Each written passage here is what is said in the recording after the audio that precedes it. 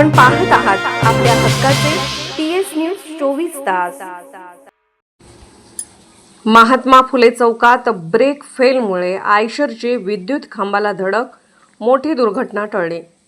मिरज शहरातील महात्मा फुले चौक परिसरात bus stand येथून शास्त्री चौकाकडे जात असताना कास्टिंग माल वाहतूक करणाऱ्या आयशर वाहनाचा अचानक ब्रेक फेल झाला। नियंत्रण सुटलेल्या वाहनाने रस्त्यालगत असलेल्या विद्युत खांबाला जोरदार धडक दिल्याने खांब कोसळला, मात्र सुदैवाने कोणतीही जीवितहानी झाली नाही। धडकेनंतर वाहन रस्त्याकडेला जाऊन अडकले। विद्युत खांब रस्त्याच्या अगदी लगत असल्याने तो कोसळताच समोरच वीज वाहिन्या रस्त्यावर पडल्या। काही काळ परिसरात भीतीचे वातावरण निर्माण झाले। स्थानिक नागरिकांनी तात्काळ महावितरण अधिकाऱ्यांना कळवून विद्युत पुरवठा बंद करण्याची मागणी केली। अपघातानंतर वीज पुरवठा तातडीने खंडित करण्यात आल्याने मोठी दुर्घटना टळली।